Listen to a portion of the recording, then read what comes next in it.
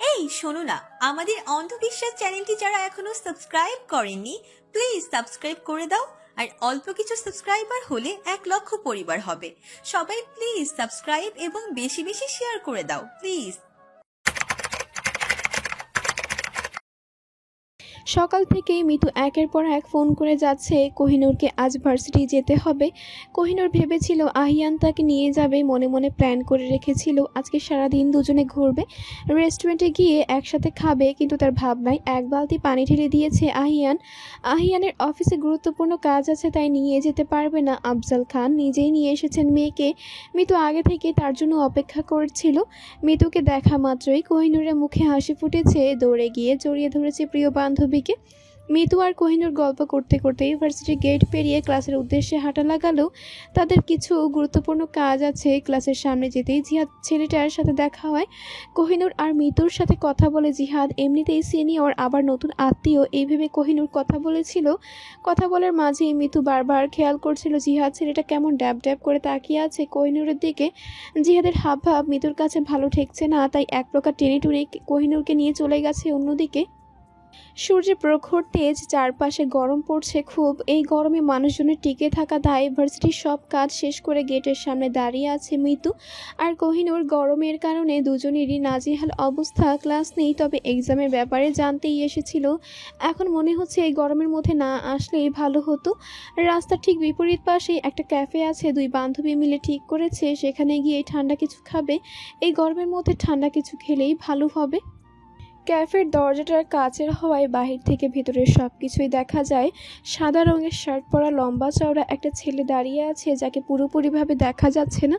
ছেলেটাকে জড়িয়ে ধরে আছে কোহিনূরের বয়সী একটা মেয়ে। মেয়েটা অঝরে কান্না করে যাচ্ছে, সমানে ছেলেটাকে কী যেন বলে যাচ্ছে। ছেলেটা মেয়েটাকে সরানোর কোনো চেষ্টা করছে না, মেয়েটাকে না ধরেই হাত ছেড়ে দাঁড়িয়ে আছে। দেখলে যে কেউ বলে দেবে তাদের মধ্যে ভালোবাসার সম্পর্ক আছে। কোহিনূরেরও এটাই মনে হয়েছে। মিতু আর কোহিনূর বাইরে দাঁড়িয়ে দেখছে সবটাই। কোনো এক অজানা ভয়ে ভেতরে ঢোকার সাহস পাচ্ছে না যেন। কোহিনূরের কিছু সময়ের জন্য মনে হয়েছিল ছেলেটা তার প্রতি পরিচিত কেউ, তার প্রিয় মানুষটি অন্য একটা মেয়ের পাশে। এটা ভাবতেই বুকের মাঝে কেমন চিনচিন ব্যথা শুরু হয়েছে। পরক্ষণে এসব ভাবনার জন্য নিজের প্রতি নিজেই বিরক্ত হয় কোহিনূর। এটা সে কী ভাবছিল এই ছেলেটির সাথে আহিয়ানকে মিলাচ্ছে? আহিয়ান তো অফিসে আছে, এখানে আসবে কি করে? এটা কোনোভাবেই আহিয়ান হতে পারে না। এটা ভেবেই নিজের অশান্ত মনকে সান্ত্বনা দেয় কোহিনূর। ক্যাফের দরজাটি খুলে ভেতরে প্রবেশ করবে এমন সময় ছেলেটির চেহারা নজরে আসে কোহিনূর। পা জোড়া আটকে যায় ওখানেই। কোনো মেয়েই তার প্রিয় মানুষের পাশে অন্য কোনো নারীকে সহ্য করতে পারে না। আহিয়ানের পাশে অন্য একটা মেয়েকে দেখে কিছু মুহূর্তের জন্য স্তব্ধ হয়ে গিয়েছে কোহিনূর। নিজের চোখকে বিশ্বাস করতে পারছে না। দু চোখ বেয়ে টুপটুপ করে পানি পড়ছে কোহিনূরের। আবারও আহিয়ান কোহিনূরের বিশ্বাস ভাঙল। মিতু কোহিনূরের এই অবস্থা দেখে কি বলবে বুঝতে পারছে না। আহিয়ান তো এমন ছেলে নয়, তাহলে এই মেয়েকে এভাবেই বা জড়িয়ে ধরেছে কেন? মিতু কোহিনূরকে কিছু বলবে তার আগেই কোহিনূর সেখান থেকে চলে যায়। মিতু কোহিনূরের পিছু নেয়। এভাবে ছুটতে গিয়ে কারোর সাথে ধাক্কা খেয়ে পড়ে যায়। মিতুর মেজাজ বিগড়ে গেছে। এক সমস্যার মাঝে আরেক সমস্যা এসে হাজির। মিতু বিরক্তি নিয়ে সেদিকে তাকায়। ঠিকই ভেবেছিল আস্ত একটা সমস্যা তার সামনে দাঁড়িয়ে। অয়ন মুখে ক্যাবলা মার্কা হাসি দিয়ে হাতটা বাড়িয়ে দিয়েছে মিতুর দিকে, তার হাত ধরে ওঠার জন্য। মিতু অয়নকে পাত্তা না দিয়ে উঠে দাঁড়ায়। তাকে গিয়ে কোহিনূরকে সামলাতে হবে। আহিয়ানকে অন্য মেয়ের সাথে দেখে দুঃখে কষ্টে চলে গিয়েছে ঠিক নেই। মিতুর এমন অপমানে অয়নের খুব গায়ে লাগে। আমি তোমাকে সাহায্য করতে চাইলাম, আমাকে এভাবে অপমান করে কি বোঝাইতে চাইছো? তাহলে কি করব? ধাক্কা দিয়ে ফেলে আবার বড় বড় কথা বলছেন। অপমান না করে কি আদর করব? মুখ ভেঙচি দিয়ে বলে মিতু। তোমার ইচ্ছে হলে করতে পারো, আমি রেডি। নির্লজ্জ লোক একটা, লজ্জা করে না আপনার? তুমি অমন বাচ্চাওয়ালা মুরগির মতো রিয়েক্ট করছো কেন? অমন করলে ভুলেও কোনো মোরগ তোমার কাছে আসবে না। টেনশনের মাঝে অয়নের এমন রসিকতার কথা শুনে মিতু আরও বেশি রাগ হচ্ছে। এখন কথা বাড়ালে চলবে না, কোহিনূরকে খুঁজতে হবে। কোহিনূর যেদিকে গিয়েছে সেদিকে হাঁটা দেয় মিতু।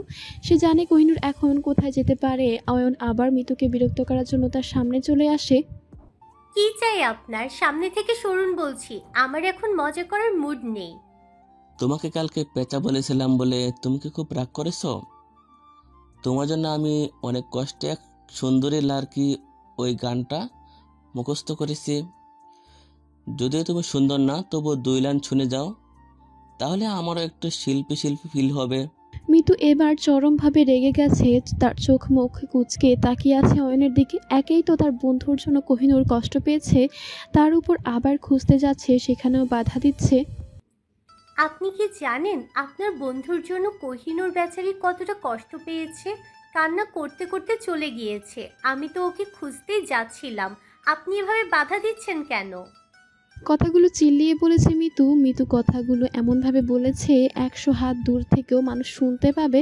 অয়ন কানে হাত চেপে ধরেছে। এই মেয়ের গলার আওয়াজ তো নয়, মনে হচ্ছিল মাইক হাতে মুক্তিযুদ্ধের ভাষণ দিচ্ছে। কি বলছো? কষ্ট পেয়ে চলে গেছে মানে? কি হয়েছে? তুমি আমাকে সবটা খুলে বলো। চিন্তিত সুরে জিজ্ঞেস করে অয়ন। মিতুর মুখ থেকে সবকিছু শোনার পর অয়নের হাত পা ঠান্ডা হয়ে গেছে। এত কাহিনী হয়ে গেছে, এটা আহিয়ান জানলে অয়নকে মেরে তক্তা বানাবে। আহিয়ান তো এখানে অয়নের সাথে দেখা করতে এসেছিল। অয়নদের আরেকটা কলেজ ফ্রেন্ড হলো জেরিন, সে লন্ডন থেকে ফিরেছে কয়েকদিন হলো। কিছু কারণে আহিয়ান তার সাথে জেরিন সম্পর্ক ভালো নয়, তবে একসময় তারা অনেক ভালো বন্ধু ছিল। আহিয়ানদের ফ্রেন্ড সার্কেলে রোহির সাথে জেরিনও ছিল। আহিয়ানের সাথে সমস্যা হলে তাদের বন্ধুটা ভেঙে যায়। অয়নরাও তেমন যোগাযোগ রাখেনি জেরিনের সাথে, তবে হঠাৎ করেই ফোন দিয়ে কান্নাকাটি করছিল। সে নাকি আহিয়ানের সাথে দেখা করতে চায়, কিন্তু আহিয়ান দেখা করবে না। এর জন্য অয়নকে ফোন করে পাগল বানিয়েছে। এতদিন ধরে অয়ন বুঝিয়ে সুঝিয়ে আহিয়ানকে এখানে এনেছিল। এই ঘটনাকে কেন্দ্র করে এত কিছু হয়ে গেছে ভাবতেই অয়নের গলা শুকিয়ে আসছে। রাস্তার এক কোণে বসে অঝরে কান্না করে যাচ্ছে কোহিনূর। একটু আগেই চোখের সামনে দেখা ঘটনাটা বিশ্বাস করতে পারছে না সে। এটা কি সত্যি ছিল? আহিয়ান কি তবে তাকে ভালোবাসে না? মেয়েটাই বা কে ছিল? আগে তো এই মেয়েটাকে কখনোই দেখেনি। মেয়েটা এভাবে আহিয়ানকে জড়িয়ে ধরেছিল কেন? কোহিনূরের মাথায় শুধু এসব চিন্তায় ঘুরপাক খাচ্ছে। চোখ থেকে টুপ টুপ করে পানি পড়ছে, হৃদয়টা ক্ষতবিক্ষত হয়ে গেছে। এভাবে কত সময় বসে কান্না করেছে ঠিক নেই। মেইন রোডে এলোমেলোভাবে হেঁটে যাচ্ছে কোহিনূর। ব্যাগে থাকা ফোনটিতে সামনে সমান রিং হয়ে যাচ্ছে, সেদিকে কোনো খেয়াল নেই তার। দূর থেকে মিতু কোহিনূরকে তখন থেকে ডেকে যাচ্ছে, কিন্তু গাড়ি চলাচলের জন্য কাছে যেতে পারছে না। কোহিনূর রাস্তা দিয়ে পাগলের মতো হেঁটে যাচ্ছে। হঠাৎ একটা ট্রাক কোহিনূর একেবারে কাছ ঘেঁষে যায়।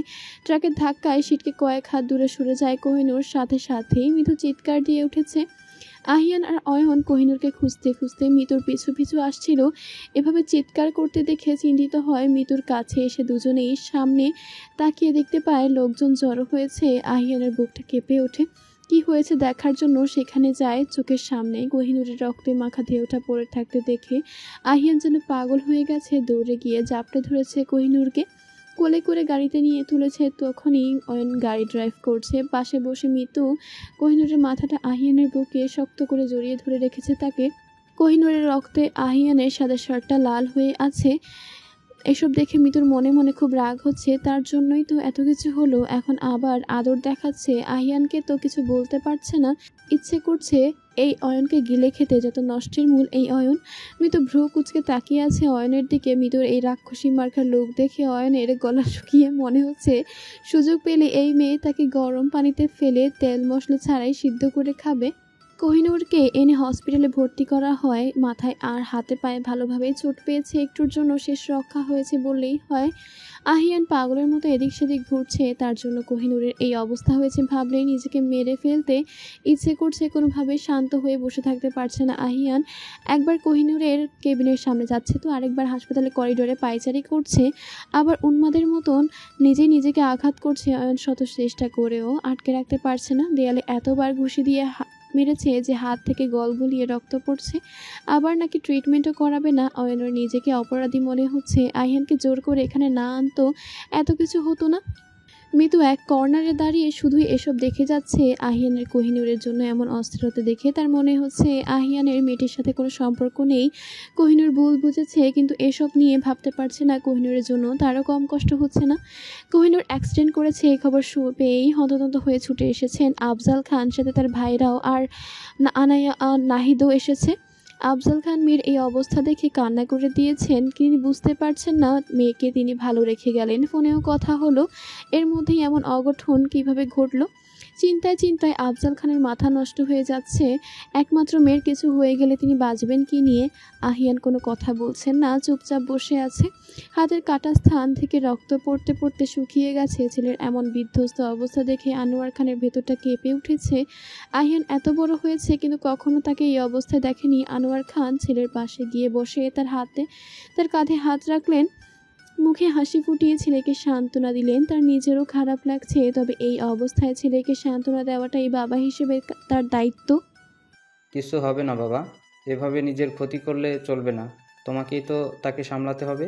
আহিয়ান মুখ তুলে চাইল বাবার দিকে। এত সময় জমানো কষ্ট যেন আর নিজের মধ্যে রাখতে পারছে না আহিয়ান। যন্ত্রণায় বুকটা হাঁসফাঁস করছে, মনে হচ্ছে কেউ গলা টিপে ধরেছে। মুহূর্তেই আহিয়ানের চোখ থেকে দুফোঁটা পানি গড়িয়ে পড়ে। হাতের তালু দিয়ে সেই পানিটুকু মুছে নেয়। কে বলেছে ছেলেরা কাঁদে না? খুব বেশি কষ্ট পেলে তারাও কাঁদে। আজকে যেমন আহিয়ান কাঁদছে। তখনই নার্স এসে জানায় কোহিনূরের জ্ঞান ফিরেছে। এক এক করে বাড়ির সবাই কোহিনূরের সাথে দেখা করতে যায়। আহিয়ান দরজার সামনে দাঁড়িয়ে দেখছে কোহিনূরকে মাথায় হাতে পায়ে ব্যান্ডেজ করা। ভালোই ব্যথা পেয়েছে বোঝা যাচ্ছে। আহিয়ান ভেতরে যাওয়ার সাহস পাচ্ছে না। কোহিনূরের এই অবস্থার জন্য বারবার নিজেকে দোষারোপ করে যাচ্ছে। অচেতন অবস্থায় কত সময় পড়েছিল জানা নেই কোহিনূরের। চোখ খুলতেই সব পরিচিত মুখগুলো দেখতে পায়। আনায়া আর মৃত কোহিনূরের মাথার কাছে বসে আছে। আফজাল খান মেয়ের মলিন মুখটার দিকে তাকিয়ে দীর্ঘশ্বাস ফেললেন। এত মানুষের ভিড়েও কোহিনূরের পাগল মন শুধু আহিয়ানকেই খুঁজে চলেছে। কোহিনূরের খুব অভিমান হলো। বাড়ির সবাই তার সাথে দেখা করতে আসলো, কিন্তু আহিয়ান আসলো না। এক এক করে ক্যাফেতে দেখে ঘটনাগুলোর কথা মনে পড়তে লাগলো। সবসময় নিজের দুঃখ চেপে রাখা কোহিনূর আজ কান্না করছে। তার প্রিয় মানুষটিকে পেয়েও হারিয়ে ফেলেছে, এটা ভেবে কোহিনূর কষ্ট পাচ্ছে। মেয়ের কান্না দেখে আফজাল খানের চোখের পানি চলে আসে। কোহিনূর বাবাকে জড়িয়ে ধরে কান্নারত অবস্থায় বলে, আমি বাড়ি যেতে চাই আব্বু, আমাকে এখান থেকে নিয়ে চলো। তুমি অসুস্থ মা, এখানে কিছুদিন থাকতে হবে। এখানে থাকলে আমি এমনিতেই মরে যাব আব্বু, আমাকে বাড়ি নিয়ে চলো। মেয়ের কথাই শুনলেন আফজাল খান। তাকে বাড়িতে নিয়ে আসলেন। বাড়ি ফিরে কোহিনূর তার রুমে দিয়ে হয়েছে। সে বারবার বলে দিয়েছে আহিয়ানের রুমে থাকবে না, আবার বলছে এখান থেকে চলে যেতে চায়। এখানে থাকলে নাকি দম আটকে মরে যাবে। মেয়ের এমন কথায় আফজাল খান চিন্তায় পড়ে গেছেন। আহিয়ানের সাথে কি কোহিনূরের আবার কোনো ঝামেলা হলো? বাড়ির সবাই তার রুমেই ছিল। যে নাফিসা বেগম কোহিনূরকে সহ্য করতে পারেন না, তিনিও এসেছেন। এটা দেখে বাকিরা অবাক। আসার পর থেকে কোহিনূর কোনো কথা বলেনি, শুধু একটা কথাই বলেছে সে রেস্ট নিতে চায়। বাকিরা বুঝতে পেরে তখনই বেরিয়ে গেছে। রাত অনেক হয়েছে, বাড়ির সবাই ঘুমিয়ে পড়েছে। আনায়া আর তার ছোট চাচি কোহিনূরকে খাইয়ে দিয়ে এসেছে। কোহিনূর ঘুমিয়ে পড়েছে বুঝতে পেরে আহিয়ান চুপি চুপি তার রুমে এসেছে। আহিয়ানের আজকে নিজেকে চোর মনে হচ্ছে। বিয়ে করা বউ তার রুমে লুকিয়ে লুকিয়ে ঢুকতে হয়। সোনা দিয়ে বাঁধানো কপাল তার। এত কিছু ভাবলে চলবে না। বউ তার রাগ করেছে, রাগ ভাঙাতে হলে এইটুকু কষ্ট করতেই হবে। কোহিনূরকে এই অবস্থা দেখে আহিয়ানের খুব অপরাধ বোধ হচ্ছে। আবারও ভুল করেছে সে। তার অভিমান হয়েছে। এই অভিমান কিভাবে ভাঙবে আহিয়ান দীর্ঘশ্বাস ফেলে চোখ বন্ধ করে কোহিনূরের কপালে আলতো করে চুমু খায়। আহিয়ানের হাত কোহিনূরের ব্যান্ডেজ করা মাথায় লাগতে কিছুটা নড়ে চড়ে উঠে সে। আহিয়ানের ঘুম পড়ে শান্তির ঘুম নষ্ট করতে চায় না আহিয়ান, তাই তখনই সেখান থেকে উঠে চলে যায়। ড্রয়িং রুমে বাড়ির সকলেই উপস্থিত। কোহিনূরের ঘরে বসে থাকতে ভালো লাগছিল না, তাই আনায়া এখানে নিয়ে এসেছে। বাড়ির সবার সাথে কথা বললেও আহিয়ানের সাথে একটা কথা বলেনি কোহিনূর। আহিয়ান নির্বাক দৃষ্টিতে তাকিয়ে আছে কোহিনূরের দিকে, কিন্তু কোহিনূর একটিবারও মাথা তুলে তাকায়নি তার দিকে। কোহিনূর অসুস্থ বলে অফিসে থেকে রেখে বাড়িতে বসে আছে আহিয়ান। তবে লাভ কি হলো? বউ তাকে পাত্তাই দিচ্ছে না। কোহিনূরের সাথে কথা বলার জন্য ভেতরটা ছটফট করছে, কিন্তু কোহিনূর একটাও কথা বলছে না, তাকাচ্ছে না পর্যন্ত। আহিয়ান বুঝতে পারছে কোহিনূরের অভিমানের কারণ। কিভাবে সব খুলে বলবে এটাই বুঝতে পারছে না। নাহিদ আনায়া এর কোনো কাজেরই না। কতবার বলল কোহিনূরকে বোঝাতে, আনায়া উল্টো রাগ দেখালো। নিজে ভুল করেছে, নিজেকেই নাকি বোঝাতে হবে গিয়ে। অয়ন আর রোহিকে কতবার ফোন দিয়েছে হিসেব নেই। তারা গুরুত্বপূর্ণ কাজের বাহানা দেখিয়ে আটকে পড়েছে। আহিয়ানের এই হারামি বন্ধুদের ওপর রাগ হচ্ছে। খাবার বা কোনো অনুষ্ঠানের কথা বললে আসতে 1 মিনিটও সময় নেবে না। এদিকে কাজের সময় তাদের পাওয়া যায় না। জেরিনের সাথে আহিয়ানের পরিচয় কলেজ লাইফে। নাহিদ, অয়ন, রোহির মতোই জেরিনের সাথেও তার সম্পর্ক ছিল অনেক ভালো। বন্ধুত্ব থেকে ভালোবাসার সম্পর্কে গিয়েছিল তারা। জেরিন প্রথম থেকেই পছন্দ করত আহিয়ানকে। জেরিনও সুন্দর কম ছিল না। আহিয়ান ফিরিয়ে দিতে পারেনি জেরিনকে, তবে আহিয়ানের সাথে সম্পর্কটা নষ্ট করেছে জেরিনই। তার ধারণা ছিল এই সম্পর্ক থাকলে তাদের বন্ধুত্বটাও নষ্ট হয়ে যাবে। আহিয়ান লন্ডন যাওয়ার 1 বছর আগেই জেরিন লন্ডন চলে গিয়েছিল। আহিয়ান কষ্ট পেয়েছিল, তবে তা প্রকাশ করতে করেনি কখনো।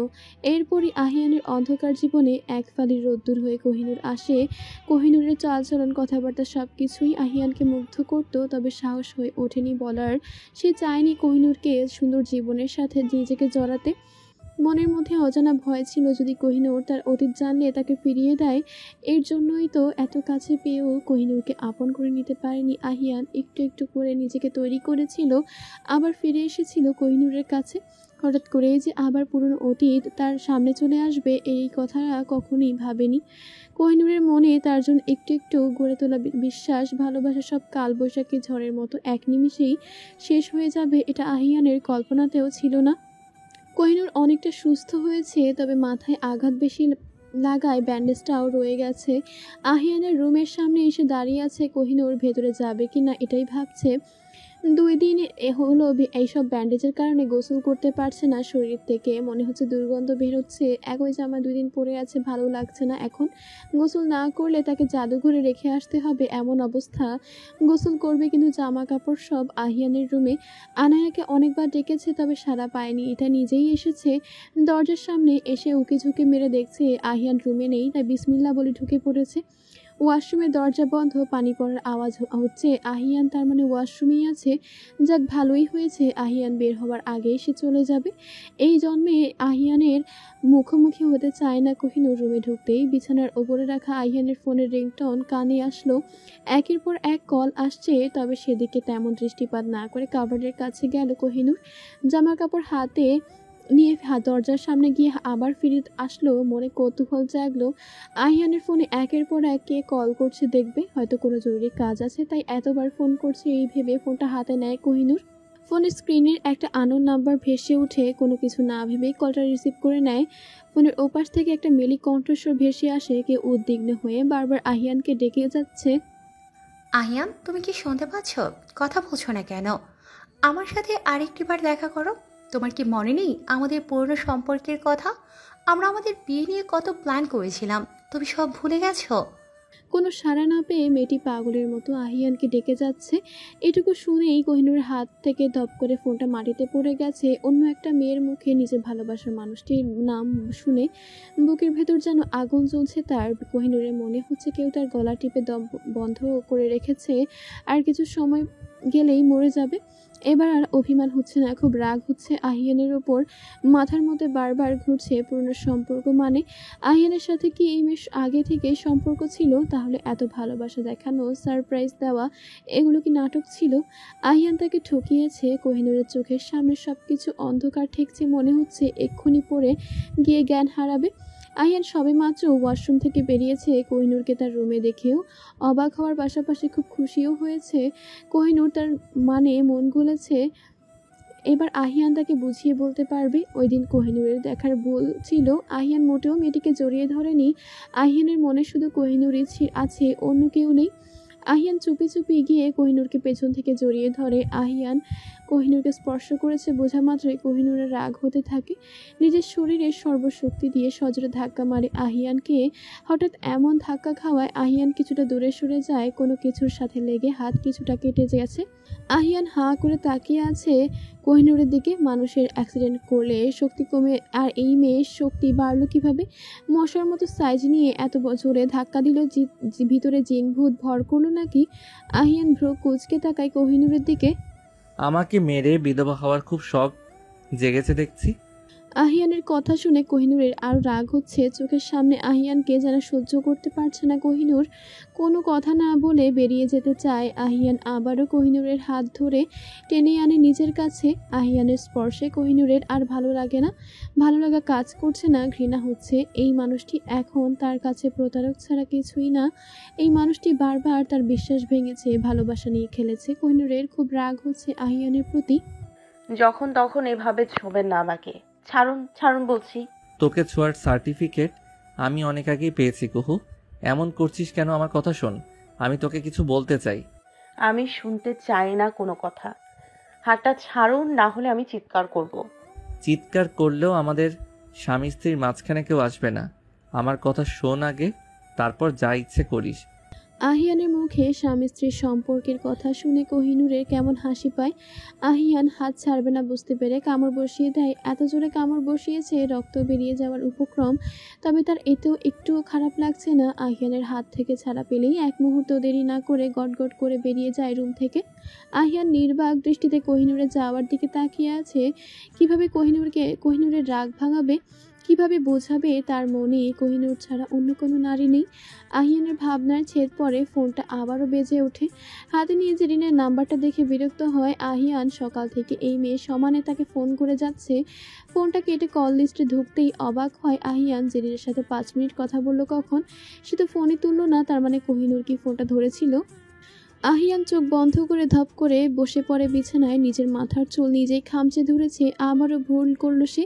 নিজের মাথা দেয়ালে টুকে মরে যেতে ইচ্ছে করছে, সাথে অয়নকেও কেলাতেও ইচ্ছে করছে।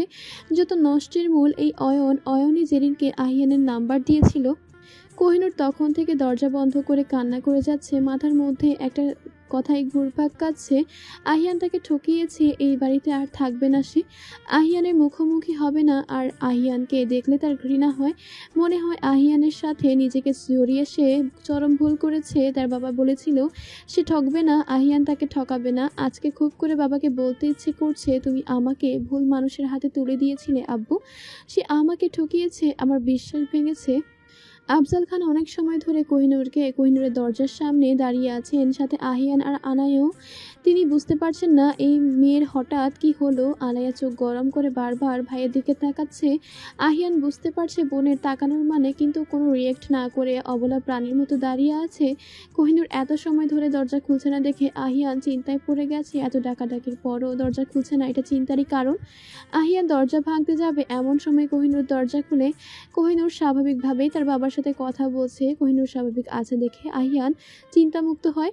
আহিয়ান ভেবেছিল কোহিনূরের সাথে একটু কথা বলে তাকে বোঝানোর চেষ্টা করবে, কিন্তু কিছু না করেও বারবার পেশে যাচ্ছে। কিন্তু তার শ্বশুর আর বোনের কথা বলাই শেষ হচ্ছে না। কথা দেখে মনে হচ্ছে বহুদিন পর মেয়ে তার শ্বশুর বাড়ি থেকে বাপের বাড়ি এসেছে। দীর্ঘ অপেক্ষার পর অবশেষে তাদের কথা বলা শেষ হলেও আহিয়ান কিছু বলতে যাবে তার আগে কোহিনূর মুখের ওপর ঠাস করে দরজাটা বন্ধ করে দেয়। আহিয়ানের মুখটা তখন দেখার মতো ছিল, তবে হাল ছাড়বে না। কোহিনূর দরজা না খোলা পর্যন্ত এখানেই দাঁড়িয়ে থাকবে। অনেক ডাকাডাকির পরেও আহিয়ান ব্যর্থ হলো। কোহিনূর আজ কথা বলবে না বলে ঠিক করেছে। আনায়া 2 বার এসে আহিয়ানকে একই অবস্থায় দেখে গেছে, তবে এসব দেখে তার মায়া হচ্ছে না, বরং রাগ হচ্ছে। আনায়ার সাথে নাহিদও এসেছে। এবার আনায়াই নিয়ে এসেছেন আহিয়ানকে। এখান থেকে নিয়ে গেলে দেখা যাবে আজ সারা রাত এখানেই কাটিয়ে দিয়েছে।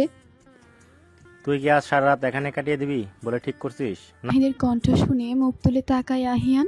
কেউ পাত্তা না দিলে কেমন কষ্ট লাগে, তোর কোনো আইডিয়া আছে? না নেই, কারণ তোর বোন আমাকে সবসময় পাত্তা দেয়। আমার বউ তো আমাকে পাত্তা দেয় না, এই দুঃখ আমি কাকে বলবো? তুই নিজেই কপাল পুড়িয়েছিস, এখন এসব বলে লাভ আছে? চুপ করবি তুই? আমি মরছি আমার জ্বালায়, তুই আমাকে দোষারোপ করছিস। আমার কপাল আমি পুরাইনি অয়ন, হতচ্ছাড়া পুড়িয়েছে। ওরে একবার পাই, ওর মেশিনে এমন ইনজুরি করব বিয়ের নাম ভুলে যাবে। ওকে তুই পাবি না, তোর বইয়ের দেশ ছেড়ে পালিয়েছে, দেখ গিয়ে। আনায়ার মাথায় হাত এনেছিল তার ভাইকে এখান থেকে নিয়ে যাওয়ার জন্য। তারা মেয়েদের মতো গল্প শুরু করে দিয়েছে।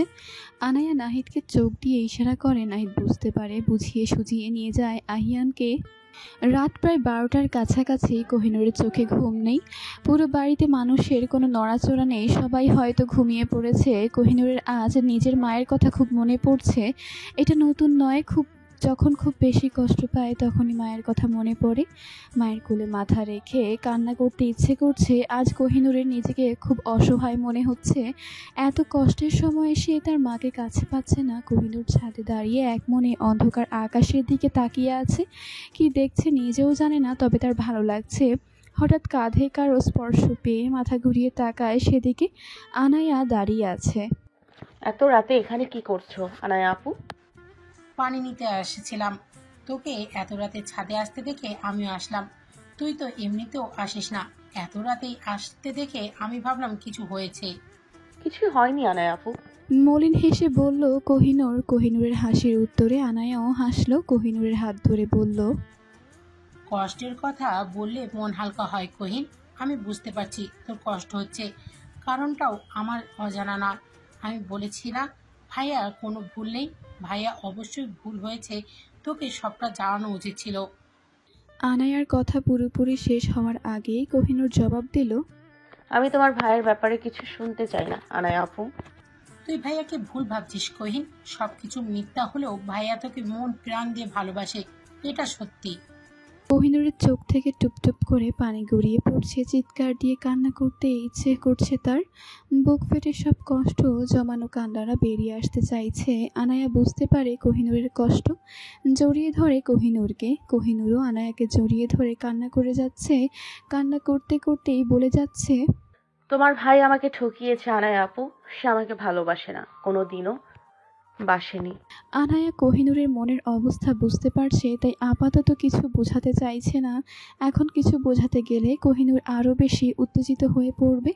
এমনিতেই অসুস্থ, তার মধ্যে এত প্রেশার নিচ্ছে মেয়েটা। আনায়ার খুব কষ্ট হচ্ছে দেখে। তবে আহিয়ান কোহিনূরকে ঠকায়নি এই বিষয়ে আনায়া নিশ্চিন্ত। সে জানে তার ভাই কোহিনূরকে কতটা ভালোবাসে। আনায়া আর কোহিনূর ছাদ থেকে নেমে এসেছে, যে যার রুমে চলে গেছে। তবে আনায়াকে একটা বিষয় খুব ভাবাচ্ছে। ছাদে যখন কথা বলছিল তখন কোহিনূর আনায়ার হাত ধরে বারবার তাকে বাবাকে রেখে রাখার কথা বলেছিল। কোহিনূর কি কোথাও চলে যাওয়ার কথা ভাবছে। আনায়ার খুব ভয় হচ্ছে এই বিষয়ে, তার ভাইয়ের সাথে কথা বলতে হবে। আনায়া আহিয়ানের রুমে যাওয়ার জন্য উঠেছিল, তখনই নাহিদ তার হাত ধরে বিছানায় বসিয়ে দেয়। এই তো, আসলে আবার কোথায় চলে যাচ্ছ? এখানে এসে আমাকে একবারও কাছে পাচ্ছে না। বিয়ের পর বউ ছাড়া কারোর ভালো লাগে না বলো? রাখো তো তোমার ভালোবাসার কথা, আমি মরছি আমার চিন্তা। কথা বলে আমার সময় নষ্ট করো না। তোমরা দুই ভাই বোন হয়েছ একরকম। সে দেয় না বউকে দুই পয়সার সম্মান, তুমি দাও না আমাকে। দুইটা হিটলারের বংশধর। নাহিদের কথায় আনায়ার খুব রাগ হয়। এত বড় সাহস তাদের ভাই বোন দুজনকেই হিটলারের সাথে তুলনা করছে। নাহিদের সাথে ঝগড়া করতে করতে আহিয়ানকে কোহিনূরের কথাটা বলতেই ভুলে যায় আনায়া। নিশীথের গভীরতা ভেদ করে আকাশে কিছু কিছু মেঘের ছায়া, আর ভুবন থেকে আসতে শুরু করেছে সূর্যের প্রথম রশ্মি। রাস্তায় কোনো মানুষের পদচারণ নেই, নিস্তব্ধতা বিরাজ করছে চারিদিকে। অন্ধকার নির্জন রাস্তায় একা একা হাঁটছে কোহিনূর। চারিদিকে গভীর নিস্তব্ধতার সন্নিকটে কোনো মানুষের উপস্থিতি নেই। তার পায়ের শব্দ ছাড়া আর কিছুই শোনা যাচ্ছে না। কিছুক্ষণ পরেই আকাশে রাঙানো সূর্যটা পূর্ব দিগন্ত থেকে উঠবে কোহিনূরের পরনে। একটা লং টপস মাথা ওড়না দিয়ে ঢেকে দ্রুত হেঁটে যাচ্ছে। খানবাড়ির সীমানা পেরিয়ে ইতিমধ্যে কয়েক মাইল দূরে চলে এসেছে সে। অজানা কোনো গন্তব্যের আশায় ছুটে চলছে সে। নিজেও জানে না কোথায় যাচ্ছে, কিভাবে যাবে এটাও জানে না। শুধু জানে আহিয়ানের থেকে দূরে যেতে হবে। এই মানুষটার সাথে সে আর থাকতে চায় না। বাড়িতে থাকলে আহিয়ানের সাথে সব সময় দেখা হবে। মনে পড়ে যাবে আহিয়ানের দেওয়া কষ্টের কথা। আহিয়ান তাকে ঠকিয়েছে, মন ভেঙেছে। পরক্ষণেই আবার ভাবছে আহিয়ানের কোনো দোষ নেই, সব দোষ নিজের ভাগ্যের। তা না হলে কি এক এক করে সব ভালোবাসার মানুষই তার জীবন থেকে চলে যায়। এসব ভাবতে ভাবতে কখন যে একটা অচেনা জায়গায় চলে এসেছে খেয়াল নেই কোহিনূরের। এলোমেলো পায়ে হেঁটে যাচ্ছে রাস্তা দিয়ে, সামনেই নিজের ভাগ্যকে দোষারোপ করে যাচ্ছে। কেন সব সময় তার সাথেই এমন হয়? এত কষ্ট কি আল্লাহ তার কপালেই লিখে রেখেছেন? এত সময় হয়তো বাড়ির সবাই জেনে গেছে কোহিনূর বাড়িতে নেই। আহিয়ান কি তাকে খুঁজবে? আহিয়ান না খুঁজলেও তার বাবা নিশ্চয়ই খুঁজবে। বাবার কথা মনে পড়তেই কোহিনূরের মনটা কেমন ভারী হয়ে যায়। চোখের কোণে পানি জমা হয়। চোখ থেকে টুপ করে গড়িয়ে পড়ে দুফোঁটা পানি। বা হাতের সাহায্যে সেই পানিটুকু মুছে নেয়। চোখ বন্ধ করে দীর্ঘশ্বাস ছাড়ে কোহিনূর। আনায়া তার বাবাকে দেখে রাখবে, আনায়ার প্রতি পূর্ণ বিশ্বাস আছে কোহিনূরের। এই ভেবে মনকে সান্ত্বনা দেয়। বেখেয়ালে হাঁটায় নিজের সামনে কখন যে একটা গাড়ি চলে এসেছে খেয়াল করেনি। হুট করে এমন হওয়ায় চোখ মুখ কুঁচকে বন্ধ করে নেয় কোহিনূর। গাড়ি থেকে আহিয়ানের বয়সী একটা ছেলে নেমে আসে। জিজ্ঞেস করে কোহিনূরকে, এভাবে পাগলের মতো হাঁটছেন কেন? এখন যদি অ্যাক্সিডেন্ট হয়ে যেত? কোহিনূরের কোনো হেলদোল নেই। ছেলেটার মনে হলো কোহিনূর কোনো বিপদে পড়েছে। চোখ মুখ দেখেই বোঝা যাচ্ছে দীর্ঘ সময় কান্না করার কারণে এমনটা হয়েছে। ছেলেটা আবারও জিজ্ঞেস করে, কোথায় যাচ্ছেন আপনি? আমি কি আপনাকে কোনোভাবে সাহায্য করতে পারি? কোহিনূর প্রতিউত্তর করেনি। কথাটি বলেই ছেলেটি চুপ করে যায়। কোহিনূর ছেলেটির দিকে আবারও তাকায়। এই ছেলেটা সুন্দর হাসির অধিকারী। এই হাসি, এই চেহারা কোহিনূরের পরিচিত মনে হচ্ছে, আগেও দেখেছে, তবে কোথায় দেখেছে এটাই মনে করতে পারছে না। এই ছেলেকে নিয়ে ভাবলে তার চলবে না। কোহিনূরের মাথায় হাজারো চিন্তা। সে যাবে কোথায়, কার কাছে যাবে? মিতুর কাছে যায়নি, সে জানে বাড়ির সবাই আগে মিতুকে গিয়েই জিজ্ঞেস করবে কোহিনূরের কথা। আর কিছুই ভাবতে পারছে না। চোখ দুটো বন্ধ হয়ে আসছে বারবার। মনে হচ্ছে এক্ষুনি জ্ঞান হারিয়ে মাটিতে লুটিয়ে পড়বে। গোটা খানবাড়ি তন্ন তন্ন করে খুঁজেও কোথাও কোহিনূরকে পাওয়া যাচ্ছে না। সবাই চিন্তিত। আনায়া মনে মনে নিজেকে দোষারোপ করে যাচ্ছে। যদি রাতের বিষয়টি নিয়ে আহিয়ানের সাথে কথা বলতো তাহলে এমন কিছুই হতো না।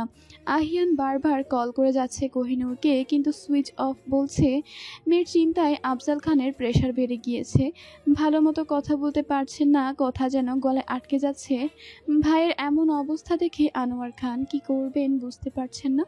নাফিসা বেগমের মুখে শয়তানি হাসি। মনে হচ্ছে এসব দেখে তিনি ভালোই মজা পাচ্ছেন। কাউকে কিছু না বলে কোথায় গেল মেয়েটা? চিন্তিত স্বরে বলেন আনোয়ার খান। দেখো গিয়ে, মায়ের মতো কোন ছেলের হাত ধরে পালিয়ে গেছে। যেমন মা তেমন তো মেয়ের হবেই। আগেই সাবধান করেছিলাম ওই মেয়েকে মাথায় না তুলতে। আমার কথা তো কেউ শুনলে না। তুমি থামো তো নাফিজা। সবসময় এমন আজে বাজে কথা না বললে কি হয়? আমি কিছু বললেই আজে বাজে কথা। ওই মেয়ে যে কার না কার হাত ধরে ভেগে গেল, তখন কিচ্ছু না তোমাদের। নিজের মেয়ের সম্পর্কে এমন কথা শুনে আফজাল খানের খুব রাগ হচ্ছে। তিনি ভালো করেই জানেন তার মেয়ে কোনো পরপুরুষের হাত ধরে পালানোর মতো মেয়ে না। এখন তিনি ঝামেলা চাইছেন না, আগে তার মেয়েকে খুঁজে বের করতে হবে। বারবার কোহিনূরকে ফোন দিয়ে না পেয়ে আহিয়ানের পাগলপ্রায় অবস্থা। সবার আগেই মিতুর নাম্বারে কল দিয়েছে। মিতু জানিয়েছে কোহিনূরের সাথে তার 2 দিন ধরে কথা হয়নি। কোহিনূর যেখানে যেখানে যেতে পারে সব জায়গাতেই খোঁজ করছে আহিয়ান, তবে ফলাফল শূন্য। কোথাও পায়নি কোহিনূরকে। এত সময় কোহিনূরের জন্য আহিয়ানের চিন্তা হলেও এখন খুব রাগ হচ্ছে। এত ম্যাচিওরড একটা মেয়ে হয়ে এমন কাজ কিভাবে করলো কোহিনূর? মানছে তার ভুল হয়েছে, তাই বলে কারোর কথা না ভেবে এভাবে চলে যাবে? মুহূর্তেই ভয়ের জায়গায় চোখে এসে ভিড় করেছে ক্রোধ। হাতের সামনে যা পাচ্ছে তাই ভাঙচুর করছে আহিয়ান। পরক্ষণে নিজের রাগ নিয়ন্ত্রণ করার বৃথা চেষ্টা চালাচ্ছে। একবার কোহিনূরকে পেয়ে যাক, তারপর বোঝাবে তাকে ছেড়ে যাওয়ার শাস্তি কি হতে পারে। কিন্তু কোথায় খুঁজবে কোহিনূরকে? আহিয়ানের চিৎকার চেঁচামেচি আর জিনিসপত্র ভাঙচুরের আওয়াজে বাড়ির সকল সদস্য তার রুমের সামনে এসে দাঁড়িয়ে আছে, কিন্তু কেউই ভেতরে যাওয়ার সাহস পাচ্ছে না। ছেলের এমন অবস্থা দেখে আনোয়ার খান ভয় পেয়ে গিয়েছেন। এর আগে কখনোই আহিয়ানকে এমন পাগলামি করতে দেখেননি তিনি। আহিয়ানের এমন ভয়ানক রূপ দেখে নাফিসা বেগমও কেঁপে উঠেছেন। চোখ খুলে কোহিনূর নিজেকে এক নতুন জায়গায় আবিষ্কার করলো। বুকটা ধক করে উঠল। তার মনে পড়ছে সবার কথা। এই অপরিচিত জায়গায় সে আসলো কিভাবে? মাথায় একটু চাপ প্রয়োগ করতেই বাসের ঘটনাটা মনে পড়লো তার। একটা ছেলের সাথে পরিচয় হয়েছিল। ওই ছেলেটাই কি তাকে এখানে নিয়ে এসেছে? কেন নিয়ে এসেছে? ছেলেটার উদ্দেশ্যই বা কি? কোহিনূরের মনে হাজারো ভয়। তার সাথে কি খারাপ কিছু হতে চলেছে? এসব ভাবতে ভাবতে ভয়ে গলা শুকিয়ে আসছে কোহিনূরের। দরজা খোলার শব্দে কোহিনূর তাকায় সেদিকে। কেউ একজন ঘরে এসেছে। এটা সেই ছেলেটা যার গাড়ির সাথে তখন অ্যাক্সিডেন্ট হতে যাচ্ছিল। কোহিনূর ভয় পেয়ে আছে। এই মুহূর্তে ছেলেটি বুঝতে পারে কোহিনূরের অস্বস্তির কারণ। কোহিনূরের দিকে তাকিয়ে এক গাল হাসি দিয়ে হাতে থাকা খাবারের প্লেটটা এগিয়ে দেয়। ভয় পেও না, আমি তোমার কোনো ক্ষতি করব না। তুমি তো আমার বোনের মতোই। ছেলেটির সুন্দর কথায় কোহিনূর কিছুটা সাহস পেল। ছেলেটাকে দেখে ভালো মনে হচ্ছে। নিশ্চয়ই কোহিনূরকে বিপদে ফেলবে না। খেয়ে নাও, কোনো দরকার পড়লে আমাকে ডেকে নেবে। কথাটা শেষ করেই ছেলেটি রুম থেকে চলে যাওয়ার জন্য পা বাড়ায়। আশেপাশে তাকিয়ে দেখলো রুমটা সুন্দর করে গোছানো। কোহিনূরের মনে প্রশ্ন জাগে, এই বাড়িতে কি আর কেউ থাকে? জিজ্ঞেস করার জন্য ছেলেটির দিকে ঘুরে তাকায়। ছেলেটা দরজার সামনে চলে গেছে। কি বলে ডাকবে কোহিনূর? সে তো ছেলেটার নামও জানে না। ভাইয়া শুনছেন আপনি? কোহিনূরের ডাকে ছেলেটি মুখে হাসি নিয়ে ঘুরে তাকায়। দেখে বোঝা যাচ্ছে ভাইয়া ডাকটায় খুব খুশি হয়েছে সে। কি বলবে বলো? তোমার কিছু লাগবে? আপনার নামটা কি জানতে পারি? অবশ্যই, আমার নাম জায়ান, জায়ান শেখ। কোহিনূরের আবারও মনে হয় এই নামটি সে আগেও শুনেছে, কিন্তু কোথায় শুনেছে বুঝতে পারছে না। কোহিনূরকে এভাবে ভাবতে দেখে জায়ান জিজ্ঞেস করে, আর কিছু জানতে চাও? কোহিনূর এদিক ওদিক মাথা নাড়িয়ে উত্তর দেয় সে আর কিছু জানতে চায় না। কোহিনূরের উত্তর পেয়ে ছেলেটিও রুম থেকে বেরিয়ে যায়। খানবাড়িতে থমথমে পরিবেশ বিরাজ করছে, কারোর মুখে কোনো কথা নেই। সকলের কপালে চিন্তার ভাঁজ পড়েছে। আফজাল খান মাথায় হাত দিয়ে সোফাতে বসে আছেন। মেয়ের চিন্তায় তার পাগল হওয়ার অবস্থা, না বলে কয়েক মেয়েটা তার কোথায় চলে গেল এটাই বুঝতে পারছেন না তিনি। কোহিনূর যেখানে যেখানে যেতে পারে সব জায়গাতেই আহিয়ান আবার গিয়ে খোঁজ করেছে, কিন্তু কোথাও পায়নি। আহিয়ান হাত পা ছড়িয়ে কাঠের সাথে হেলান দিয়ে মেঝেতে বসে আছে। আহিয়ানের মুখে চিন্তার ছাপ স্পষ্ট। একবার কষ্টে কান্না আসছে তো আরেকবার কোহিনূরের প্রতি রাগ হচ্ছে।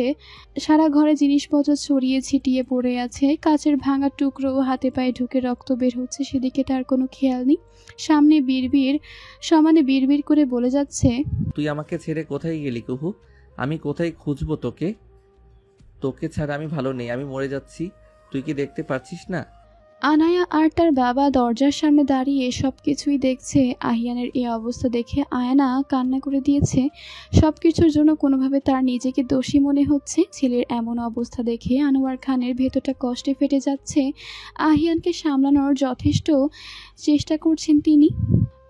অজানা জায়গায় কোহিনূরের কেমন ভয় করছে। তার মনে হচ্ছে এই বাড়িতে জায়ান ছাড়াও আরও মানুষ আছে, কিন্তু একবারও কাউকে দেখলো না কেন। কোহিনূরের খুব পানির তৃষ্ণা পেয়েছে। রুমের কোথাও পানি রাখা নেই, ভাবলো নিচে গিয়ে নিয়ে আসবে। নিচে নেমে টেবিলের ওপরে পানির জগ দেখতে পায়, পাশে গ্লাসটা উপর করে রাখা। কোহিনূর জগটা হাতে নিয়ে গ্লাসে পানি ঢালে। পানির গ্লাসটা মুখের সামনে ধরবে তখনই কিচেনের দিকে নজর যায়। এক 40-ঊর্ধ্ব মহিলা কোমরে কাপড় গুজে মনোযোগ দিয়ে রান্না করে যাচ্ছেন। হয়তো জায়ানের আম্মু। প্রথম দেখাতেই কোহিনূরের মনে হয় সে আগেও এই মহিলাকে দেখেছে। অনেকক্ষণ দাঁড়িয়ে থাকার পরও মহিলার চেহারা দেখতে কোহিনূর ব্যর্থ হয়। পানির গ্লাসটা হাতে নিয়েই এগিয়ে যায় কিচেনের দিকে। কারো পায়ের পদধ্বনি কানে যেতেই মহিলাটি ঘুরে তাকায়। কোহিনূর স্তব্ধ হয়ে যায়। পানির গ্লাসটি হাত থেকে পড়ে কয়েক টুকরো হয়ে গিয়েছে। চোখের সামনে এ কাকে দেখছে সে? কোহিনূরের সামনে তার মা দাঁড়িয়ে আছেন। এত বছর পর মায়ের মুখটি দেখে কোহিনূরের হৃদয়ে এক অজানা তোলপাড় শুরু হয়েছে। ভালোবাসা, ক্ষোভ আর দীর্ঘদিনের অপেক্ষার অব্যক্ত বেদনা যেন এক সুরে মিশে গিয়েছে। মনে পড়তে লাগলো মায়ের সাথে কাটানো সকল স্মৃতি। মনে তার হাজারো প্রশ্ন। কি দোষ ছিল ছোট্ট কোহিনূরের? কেন তার মা তাকে ফেলে রেখে এসেছিল? কোহিনূর আর তার বাবার ভালোবাসায় কি কোনো কমতি ছিল? তার খারাপ সময়ে মাথায় হাত বুলিয়ে আদর করে দেওয়ার জন্য সে তার মাকে কাছে পায়নি কেন? মনের মধ্যে মায়ের প্রতি হাজারো অভিযোগ থাকলেও এত বছর পর মাকে দেখে, মাকে কাছে পেয়ে নিজেকে আটকাতে পারেনি কোহিনূর। মাকে জাপটে ধরে হাউমাউ করে কান্না করে দিয়েছে। যে মেয়ে হাজারো কষ্টে নিজেকে শক্ত রেখেছে সে আজ কান্না করছে। তার ভেতরের সকল আফসোস যেন আজ কান্না হয়ে বেরিয়ে আসছে। আজ কোহিনূর তার মায়ের থেকে সব প্রশ্নের উত্তর জানবে। কোহিনূরের এত কান্নাকাটি দেখেও আমিনা বেগমের ভাবমূর্তির কোনো পরিবর্তন হলো না। তিনি আগের মতোই দাঁড়িয়ে আছেন। তার চেহারা দেখে মনে হচ্ছে কোহিনূরের এমন আচরণে তিনি খুবই অবাক হয়েছেন। কোহিনূর মাথা তুলে তাকায় মায়ের দিকে। সে বুঝতে পারছে না তার মায়ের এমন আচরণের মানে। এতদিন পর নিজের মেয়েকে দেখে কি তিনি খুশি হননি? আমিনা বেগম বিস্ময় ভরা চোখে তাকিয়ে আছেন কোহিনূরের দিকে। কোহিনূরের এমন কান্না দেখে তার খুব মায়া হয়। শাড়ির আঁচল দিয়ে কোহিনূরের চোখের পানি মুছে দেন। কোহিনূর তার হাত ধরে আবারও কান্না করছে। কান্নারত কণ্ঠেই বলেন, তুমি এতদিন কোথায় ছিলে আম্মু? আমি আর আব্বু তোমাকে কোথায় না কোথায় খুঁজেছি। তোমাকে ছাড়া আমরা ভালো নেই আম্মু। তুমি আমার সাথে বাড়ি ফিরে চলো। কেঁদো না মা, আমি তোমার আম্মু নই। তিনি হয়তো আমার মতো দেখতে। তোমার কোথাও ভুল হচ্ছে। কোহিনূর অবাক চোখে তাকিয়ে আছে আমিনা বেগমের দিকে। সে কি ভুল করছে? এই মহিলা কি সত্যিই তার মায়ের মতো দেখতে? কোহিনূর আমিনা বেগমকে পা থেকে মাথা পর্যন্ত ভালোভাবে পর্যবেক্ষণ করে। না, সে কোনো ভুল করছে না। সামনে দাঁড়িয়ে থাকা মহিলা আর কেউ নয়, কোহিনূরের মা। কিন্তু তিনি কোহিনূরকে চিনতে পারছেন না কেন? আম্মু, আমি তোমার মেয়ে কোহিনূর। তুমি আমাকে চিনতে পারছো না? কোহিনূর এক এক করে তার মায়ের সাথে কাটানো ছোটবেলার স্মৃতিগুলো তাকে বলছে। আমিনা বেগম এসব শুনে অবাক হচ্ছেন। তিনি এর আগে কখনোই কোহিনূরকে দেখেনি। তার মনে হচ্ছে কোহিনূরের কোথাও ভুল হচ্ছে। কোহিনূর বারবার তার মাকে অতীতের কথা বলছে। আমিনা বেগম মনে করার চেষ্টা করছেন, কিন্তু তার কিছুই মনে পড়ছে না। তার মাথায় তীব্র যন্ত্রণা হচ্ছে। তিনি 2 হাত দিয়ে মাথা চেপে ধরেছেন। শ্বাস প্রশ্বাস নিতেও যেন কষ্ট হচ্ছে তার। জায়ান এত সময় ধরে দাঁড়িয়ে সবটাই দেখেছে। তাদের কথায় বাধা দিতে চায়নি, তাই কথা না বলেই দাঁড়িয়েছিল। এখন আমিনা বেগমকে এভাবে উত্তেজিত হতে দেখে জায়ান ছুটে এসেছে তার কাছে। জায়ান 2 হাত দিয়ে তাকে বুকে আগলে নেয়, মাথায় হাত রেখে শান্ত হতে বলে। কোহিনূর খুব অবাক হয়। জায়ান আসতেই তার মা কেমন শান্ত হয়ে গেছে। কোহিনূরের মনে প্রশ্ন জাগে, তার মায়ের সাথে জায়ানের সম্পর্ক কি? জায়ান বুঝতে পারে কোহিনূরের মনে হাজারো প্রশ্ন তাকে নিয়ে। জায়ান কোহিনূরকে চোখ দিয়ে ইশারা করে এখানে থাকতে এসে আসছে। কোহিনূরও বাধ্য মেয়ের মতো সোফায় গিয়ে বসে পড়ে। জায়ানের জন্য অপেক্ষা করতে থাকে। জায়ান আমিনা বেগমকে ওষুধ খাইয়ে ঘুম পাড়িয়ে দেয়। মাঝরাতে ফোনের রিংটোনের আওয়াজে কর্ণকুহর পৌঁছাতে ঘুম ভেঙে যায় আফজাল খানের। এত টেনশনের মধ্যে মেয়ের কথা ভাবতে ভাবতে কবে যে ঘুমিয়ে পড়েছিলেন খেয়ালই করেননি। তিনি তড়িঘড়ি করে ফোনটা হাতে নেন, হয়তো তার মেয়ের কোনো খোঁজ পাওয়া গেল এই ভেবে। ফোনটা চোখের সামনে আনতেই ফোনের স্ক্রিনে কোহিনূরের নামটি ভেসে উঠে। আফজাল খানের মুখে হাসি ফুটে ওঠে। তাড়াতাড়ি করে ফোনটা রিসিভ করে কানের কাছে নিয়ে আসেন। ফোনের ওপাশ থেকে মেয়ের কণ্ঠ শুনে আফজাল খানের মনটা প্রশান্তিতে ভরে উঠল। আফজাল খান চিন্তিত হয়ে জিজ্ঞেস করলেন কোহিনূরকে, তুমি কাউকে কিছু না বলে কোথায় গিয়েছো মা? আমরা সবাই পাগলের মতো তোমাকে খুঁজে যাচ্ছি। আমি ভালো আছি আব্বু, আমার জন্য চিন্তা করো না। আমি তোমাকে একটা গুরুত্বপূর্ণ কথা বলার জন্য ফোন করেছি। কি বলবে বলো, তার আগে তুমি কোথায় আছো সেটা বলো। আমি আম্মুকে খুঁজে পেয়েছি আব্বু, কিন্তু আম্মু আমাকে চিনতে পারছে না। আমি বুঝতে পারছি না আম্মুর কি হয়েছে। আফজাল খান স্তব্ধ হয়ে রইলেন। এত বছর পর ফোনে মেয়ের মুখে নিজের প্রিয়তমা স্ত্রীকে খুঁজে পাওয়ার কথা শুনে তার হৃদয় এক অদ্ভুত শূন্যতা অনুভব হলো। তিনি জানতেন না কিভাবে এই পরিস্থিতির মোকাবেলা করবেন। মনের ভেতর এক অসীম বিভ্রান্তি। কোহিনূরের কথার উত্তরে কি বলবেন তার জানা নেই। আব্বু শুনছো তুমি? বেশ কয়েকবার ডাকার পরও সারা শব্দ না পেয়ে চিন্তিত হয়ে পড়েছে কোহিনূর। ফোনের ওপাশ থেকে মেয়ের কণ্ঠস্বর শুনে ধ্যান ভাঙে আফজাল খানের। নিজেকে স্বাভাবিক করেন, মেয়ের কথা উত্তর দেন, তুমি কোথায় আছো মা? আমাকে ঠিকানা দাও, আমি এখনই আসছি। না আব্বু, আমাকে আগে জানতে হবে আম্মুর কি হয়েছে। সে এখানে আসলো কিভাবে। আমি তোমাকে ফোন করে সবটাই জানাবো। আমার জন্য তুমি চিন্তা করো না। বেশ কিছুক্ষণ মেয়ের সাথে কথা বলেন আফজাল খান। কোহিনূরের কথায় তিনি আপত্তি জানালেও কোহিনূর তাকে বোঝায়। তিনিও বুঝেন তার মেয়ের কথায় যথেষ্ট যুক্তি আছে। তবে কোহিনূরের বাড়ি ছাড়ার কারণটি এখনও তার কাছে অস্পষ্ট। কোহিনূর আহিয়ানকে এসব জানাতে বারণ করেছে। আফজাল খান ভালোই বুঝতে পারছেন আহিয়ানের উপর রাগ করেই কোহিনূর বাড়ি ছেড়েছে। জায়ান আর কোহিনূর মুখোমুখি বসে আছে। কোহিনূর ইতিমধ্যে কয়েক ডজন প্রশ্ন ছুড়ে দিয়েছে জায়ানের দিকে। জায়ান বুঝতে পারছে না কোনটা রেখে কোনটার উত্তর দেবে। কোহিনূর জায়ানের কাছ থেকে উত্তরের আশায় অধীর আগ্রহ নিয়ে জায়ানের মুখপানে তাকিয়ে বসে আছে।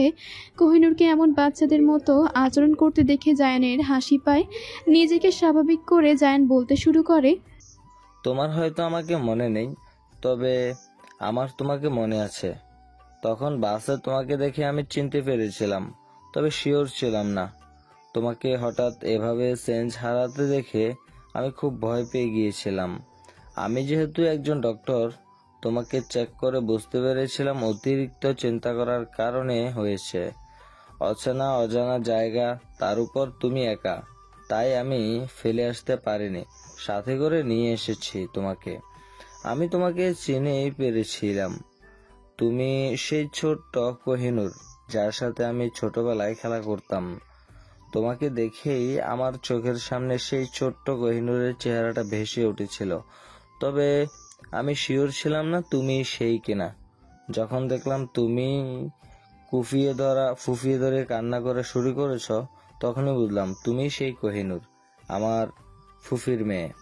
এইটুকু বলে থামে জায়ান। জায়ানের মুখ থেকে এসব শুনে কোহিনূরের মনে পড়ে তার মামাদের সাথে মায়ের সম্পর্ক ভালো না হলেও ছোটবেলায় কয়েকবার তার নানুর বাসায় গিয়েছিল।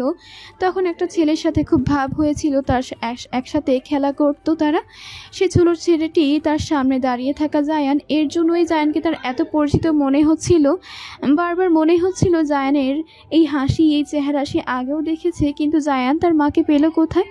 আর জায়ানের আব্বু আম্মুই বা কোথায়? এখানে তো তার মা আর জায়ান ব্যতীত আর কাউকে দেখতে পাচ্ছে না। জায়ান কোহিনূরের দিকে তাকায়। কোহিনূরের যে সব কিছু জানার জন্য কৌতূহল হচ্ছে এটা জায়ান ভালোই বুঝতে পারছে। তুমি এটাই ভাবছো ফুফি আমার কাছে আসলো কিভাবে, তাই তো? জায়ানের কথায় কোহিনূর মাথা নাড়িয়ে বোঝায় সে জানতে চায়। জায়ান কিছুক্ষণ চুপ থেকে আবার বলতে শুরু করে, আব্বু কেমন তা তো তুমি জানোই। আব্বুর কোনো কাজে আমার ভালো লাগতো না, না পেরেই তাদের সাথে থাকতাম। বলা চলে আম্মুর মুখের দিকে তাকিয়েই আমি ওই বাড়ি ছেড়ে চলে আসতে পারতাম না। সেদিন ফুফি আমাদের বাসায় এসেছিল। আমি পরে জেনেছি আব্বুই তাকে মিথ্যা কথা বলে নিয়ে এসেছিল। দাদুর সম্পত্তির বেশিরভাগই ফুফির নামে লেখা। এটা আব্বু চাচ্চুরা কখনোই মেনে নেয়নি, তাই হয়তো তারা ইচ্ছে করেই এমনটা করেছিল। দাদু অসুস্থ এটা বলে তারাও ফুফিকে বাড়িতে এনেছিল। পরে যখন ফুফি বুঝতে পারেন তারা নিজেদের নামে সম্পত্তি লেখানোর জন্য এনেছে, তিনি এতে আপত্তি জানান। তাদের মধ্যে অনেক ঝামেলা হয়। এসব দেখে দাদুর হার্ট অ্যাটাক হয়, তিনি মারা যান। তখনই এত কিছু দেখে আমার ধৈর্যের বাঁধ ভেঙে গিয়েছিল। আমি প্রথমবারের মতো আব্বুর সাথে সেদিন তর্কাতর্কি করেছিলাম। ভিতরের জমে থাকা সব রাগ ক্রোধ বেরিয়ে এসেছিল। আব্বুরা সবাই দাদুর মৃত্যুর জন্য ফুফিকেই দায়ী করছিল। তিনি হয়তো এটা মানতে পারেননি, দুঃখে কষ্টে নিজেকে শেষ করে দিতে চেয়েছিলেন। আমি তার পিছু নিয়েছিলাম। ওনার অ্যাক্সিডেন্ট হয়েছিল। আমি কি করব না করব কিছুই বুঝতে পারছিলাম না। মামা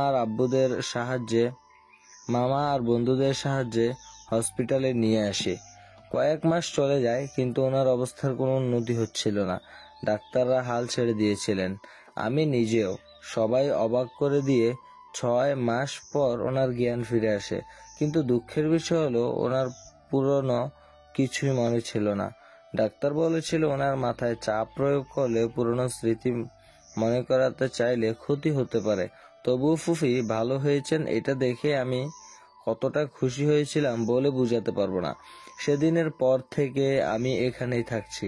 আম্মু এসে দেখা করে যান, আমিও মাঝে মধ্যে যাই, তবে সেখানে থাকার ইচ্ছে হয় না। এও ভাবলে আমার এখনো ভিতর থেকে অনুশোচনা হয়। আমার বাবার জন্যই তো ফুফির এই অবস্থা। সবকিছু বলে জায়ান থামে, দীর্ঘশ্বাস ছেড়ে তাকায় কোহিনূরের দিকে। নিজের মায়ের জীবনের এমন করুণ কাহিনী শুনে কোহিনূরের চোখ থেকে পানি গড়িয়ে পড়ছে। তার মায়ের সাথে এত কিছু ঘটে গেছে, আর সে কিনা সব অভিযোগ একসাথে করে বসেছিল তার মায়ের কাছ থেকে সব কিছুর উত্তর নিবে বলে। এখন তো নিজের থেকেও তার মায়ের জন্য বেশি কষ্ট হচ্ছে।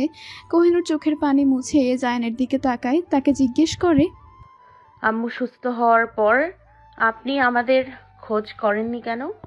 আমি গিয়েছিলাম তোমাদের বাসায়, তোমাকে পাইনি। তবে শুনে এসেছিলাম তোমার বাড়ির সবাই ফুফিকে নিয়ে অনেক কিছুই ভেবে বসেছিল। আমি ওই সময় তাকে ওখানে রেখে আসার কথা মাথাতেও আনেনি। এই অবস্থায় এসব কথা কানে গেলে কতটা ক্ষতি হতে পারতো তোমার জানা নেই। আমার মনে হয়েছিল আমার কাছে থাকলেই তার ভালো ট্রিটমেন্ট হবে। কোহিনূর বুঝতে পারে জায়ানের কথা। জায়ান ডাক্তার তার কাছে ছিল বলেই হয়তো কোহিনূরের আম্মু এখনো সুস্থ আছেন। কিন্তু আমি আম্মুকে বাড়ি নিয়ে যেতে চাই। উনি আমাকে চিনতে পারছেন না, আমি কি করব এখন? তোমার সমস্যা না হলে এখানে কিছুদিন থাকো, ফুফির সাথে কথা বলো। তোমাকে কিছুদিন চোখের সামনে দেখলে তার আরো ভালোভাবে চিনলে নিয়ে যেতে পারবে, কোনো সমস্যা হবে না। আমি ওনাকে বুঝিয়ে বলবো। জায়ানের কথায় কোহিনূর সম্মতি জানায়, সে এখানেই থাকবে কিছুদিন। জায়ানকে দেখে কোহিনূর অবাকের পর অবাক হচ্ছে। জায়ানের কথাবার্তা, তার উদারতা মুগ্ধ করছে কোহিনূরকে। জায়ানের জন্য সে তার মাকে ফিরে ফেল, এই মানুষটার প্রতি চিরকৃতজ্ঞ কোহিনূর। এত সকাল আহিয়ানকে নিজের রুমে আসতে দেখে আফজাল খান অবাক হয়েছেন বটে।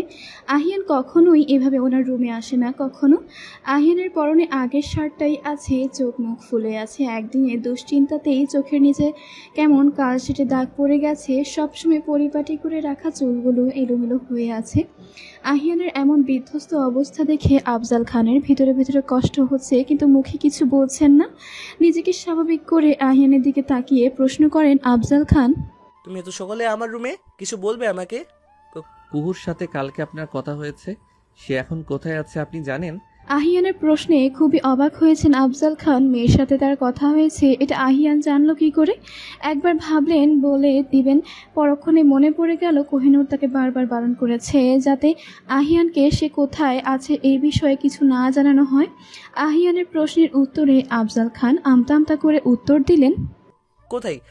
আমার সাথে তার কথা হয়নি, কোথায় আছে জানবো কি করে? আপনি বলে দিলে ভালো হতো, না বললে তেমন কোনো ক্ষতি হবে না, আমি নিজেই খুঁজে বের করতে পারবো। তবে আপনার মেয়ের অবস্থা কি হবে তা আমার জানা নেই। তুমি কি আমাকে হুমকি দিচ্ছ আহিয়ান? আপনি যা মনে করবেন। আমি তোমাকে বিশ্বাস করে আমার মেয়েকে তোমার হাতে তুলে দিয়েছিলাম, তুমি সেই বিশ্বাস রাখতে পারোনি। সে কোথায় আছে জানার অধিকার তোমার নেই? আপনার মেয়ে আমার বিয়ে করা বউ, তার সম্পর্কে জানার সম্পূর্ণ অধিকার আছে আমার। বিশ্বাসের কথা যদি বলেন তাহলে বলবো আপনার মেয়ে আমাকে ভুল বুঝেছে। তুমি তাকে বুঝতে পারতে এমনকি হলেও যে বাড়ি ছেড়ে চলে গেল? আপনার বোকা মেয়ে তাকে বোঝানোর সময়টুকু আমাকে দেয়নি। আহিয়ান বেরিয়ে যায় আফজাল খানের রুম থেকে। তিনি পড়েছেন মজা বিপদে। একদিকে মেয়ে বাড়ি থেকে বেরিয়ে গেছে, অন্যদিকে মেয়ে জামাই হুমকি দিচ্ছে, এখন আবার মরার উপর খরার ঘা হয়ে পড়েছে তার স্ত্রী। এতদিন পরে আমিনা বেগমের খোঁজ পাওয়া গেছে, এটা খুশির সংবাদ। তবু এত ঝামেলার মাঝে এই খুশিটাকেও হজম করতে পারছেন না তিনি। একসাথে এত ঝামেলা সামলাবেন কিভাবে এটাই ভাবছেন। চিন্তায় চিন্তায় পাগল হয়ে যাওয়ার অবস্থা হয়েছে আফজাল খান। খুবই বিরক্ত, তার কপালে কেন সব ঝামেলা আল্লাহই জানেন। একটু পরেই ক্লাস শুরু হবে। এক প্রকার দৌড়ে গেট পর্যন্ত এসেছে মিতু। স্কুলে থাকতে কখনোই দৌড় প্রতিযোগিতায় নাম দেয়নি, আজকে মনে হচ্ছে ভুল করেছিল। নাম দিলে ফার্স্ট প্রাইজ নিয়ে বাড়ি ফিরত। সামনে লোকজন দেখা যাচ্ছে, তাই এবার ভদ্র মেয়েদের মতন হাঁটছে। এই ভদ্র সাজার নাটকটাও যেন ভালোভাবে করতে পারে না মিতু, এমনভাবে হাঁটছে মনে হচ্ছে দৌড়াচ্ছে। মিতু হঠাৎই খেয়াল করলো কেউ তাকে ডাকছে। ঘুরে তাকালে অয়নকে দেখতে পায়। অয়নকে দেখে মোটেও খুশি হয়নি সে। মিতু চোখ মুখ কুঁচকে তাকিয়ে আছে অয়নের দিকে। অয়ন খুশি হয়ে ডেকেছিল, তবে এখন মিতুর মুখের এমন রিয়েকশন দেখে ভালোই বুঝতে পারছে তার আগমনে মিতু খুশি হয়নি। মিতু এগিয়ে যায় অয়নের দিকে। কোনো ভালো কাজে যাওয়ার আগেই আপনাকে আমার সামনে আসতে হবে কেন? যাতে তোমার ভালো কাজটা আরো বেশি ভালো হয়ে যায় তার জন্য। কেমন ভালো হবে জানা আছে আমার। মুখ ভেঙচি দিয়ে বলে মিতু, সামনের মাসে আমি একটা প্রতিযোগিতায় আয়োজন করব, তুমি চাইলে প্রতিযোগিতায় নাম দিতে পারো। অয়নের মতো অকর্মা ছেলে করবে প্রতিযোগিতায় আয়োজন? বিশ্বাস না হলে মিতু আগ্রহ নিয়ে জানতে চায় প্রতিযোগিতার বিষয়ে। কিসের প্রতিযোগিতা? কি কি যোগ্যতা লাগবে নাম দেওয়ার জন্য? প্রতিযোগিতা হলো মুখ ভেঙচি দেখানো, বেশি কিছু লাগবে না, 5-10 স্টাইলের মুখ ভেঙচি জানা থাকলেই চলবে। কথাটা বলে হাসতে থাকে অয়নের এই হাসি দেখে মিতুর রাগ হচ্ছে। তাকে এত বড় অপমান করা, কিছু সময়ের জন্য বিশ্বাস করেছিল এই অকর্মা অয়নও কাজে লেগেছে। এখন দেখছে সে ভুল, তাকে অপদস্থ করার জন্যই অয়ন এমন কথা বলেছে। মিতু রেগে মেগে চলে যায় সেখান থেকে। তবে যাওয়ার আগে নিজের বিখ্যাত মুখ ভেঙচি দিতে ভুলেনি। আজকে সারাদিন কোহিনূর তার মায়ের সাথেই ছিল, তার সাথে কাজ করেছে, সারাদিন গল্প করেছে। কোহিনূরের সুন্দর আচরণে আমিনা বেগমও খুশি হয়েছেন। কোহিনূরের বারবার লোভ হচ্ছে তার মায়ের কোলে মাথা রেখে শান্তিতে একটু ঘুম দেওয়ার। ভালোবাসা একদিনে পাওয়া যায় না, এর জন্য ধৈর্য এবং সময়ের প্রয়োজন। ধীরে ধীরে মনের মিলের মাধ্যমে যে ভালোবাসা গড়ে ওঠে তা সহজে হারায় না, বরং সময়ের সাথে আরও শক্তিশালী ও গভীর হয়। ভালোবাসায় রাগ অভিমান হবে, এটা স্বাভাবিক। একজন অন্যজনকে ছেড়ে আসা কখনোই এর সমাধান হতে পারে না। এত সময় ধরে ঘুমানোর চেষ্টা করছে কোহিনূর, কিন্তু তার দু চোখের পাতায় ঘুম নেই। বিছানায় ছটপট করছে, বারবার মাথায় আহিয়ানের কথা আসছে। ইচ্ছে না থাকা সত্ত্বেও কোহিনূরের পাগল মন আহিয়ানের কথা ভেবে চলেছে। এমনটা কেন হচ্ছে সে নিজেও জানে না। এই মানুষটিকে নিয়ে ভাবতে চায় না কোহিনূর, তবুও কেন বারবার এই মানুষটার কথাই মনে পড়ে বুঝে পায় না সে। অনেক চেষ্টার পরে চোখটা মাত্রই লেগেছিল কোনো এক বিকট শব্দে ঘুম থেকে লাফিয়ে উঠল কোহিনূর। পাশে তাকালেই ভাঙা কাচের জানালাটা নজরে পড়ে। কাচের টুকরোগুলো মাটিতে পড়ে আছে, সাথে আধ ভাঙা একটা ইটের টুকরো। কোহিনূর বুঝতে পারে কেউ ইচ্ছে করেই এটা করেছে, কিন্তু এত রাতে দেখে তার রুমের জানালাতেই কে ঢিল ছুঁড়বে। বিছানা থেকে নেমে কে ঢিল ছুঁড়েছে এটা দেখার জন্য উদ্দেশ্যে জানালার কাছে যায়। জানালার কাছে গিয়ে এদিক সেদিক তাকায়, কেউ নেই। নিজের দিকে তাকাতেই মাথা ঘুরে উঠল কোহিনূরের। ঠিক চোখ বরাবর তাকিয়ে গাড়ির সাথে হেলান দিয়ে দাঁড়িয়ে আছে আহিয়ান। কোহিনূর ঠিক দেখছে কি না এটা তার মনের ভুল, বুঝতে পারছে না। আহিয়ান জানবে কিভাবে কোহিনূর কোথায় আছে? পরক্ষণে ভাবনায় এলো হোস্টেলে যেদিন দেখা করতে গিয়েছিল ঠিক এভাবেই গেটের সামনে দাঁড়িয়েছিল আহিয়ান। তাকে খুঁজে বের করা আহিয়ানের পক্ষে অসম্ভব কিছু নয়। কেন যেন এত ঝগড়া ঝামেলার পরও আহিয়ানকে দেখার লোভ সামলাতে পারছে না কোহিনূর তাকায় আহিয়ানের দিকে, লক্ষ্য করলো আহিয়ানকে। মানুষটা 2 দিনেই কেমন পরিবর্তন হয়ে গেছে। আহিয়ানকে বড্ড এলোমেলো লাগছে কোহিনূরের কাছে। ঠোঁটের কোণে বাঁকা হাসি নিয়ে এখনো আগের মতোই তাকিয়ে আছে তার দিকে। আহিয়ানের এমন হাসির কারণ বুঝতে পারছে না কোহিনূর। মনে হচ্ছে এই হাসিতে কত রহস্য লুকিয়ে আছে। নিজের অতি পরিচিত চেনা মানুষটিকে হঠাৎ এভাবে দেখে কোহিনূরের মনে তোলপাড় শুরু হয়েছে। অবচেতন মন ভাবে তার দৃষ্টি থেকে পালাতে চাইছে, কিন্তু পারছে না। মনে হচ্ছে কোনো অদৃশ্য শক্তি তাকে আটকে রেখেছে। কেন শত চেষ্টা করেও এই মানুষটিকে ঘৃণা করতে পারে না? কেন বারবার আহিয়ানকে ভুলে যাওয়ার যুদ্ধে ব্যর্থ হয় কোহিনূর? ভালোবাসলে বোধহয় এমনই হয়। শত চেষ্টা করেও হাজার ভুল করার পরেও ভালোবাসার মানুষটিকে ঘৃণা করা যায় না। কোহিনূরের মনে পড়ে যায় সেদিন ফোনে বলা জেরিনের কথাগুলো। কোহিনূরের চোখের একরাশ ভালোবাসা মুহূর্তেই খুবই পরিণত হয়, সরে আসে সেখান থেকে। নিজের উপরে নিজের রাগ হচ্ছে এখন। কেন এত সময় দাঁড়িয়ে আহিয়ানকে দেখছিল সে? কোহিনূর জায়ানের বাসায় আছে 1 সপ্তাহের মতো হতে চলল। আমিনা বেগমা বিশ্বাস করতে শুরু করেছেন কোহিনূরই তার মেয়ে, তবে তার কিছু মনে নেই। মনে করতে পারবেন কি না আদৌ জানা নেই।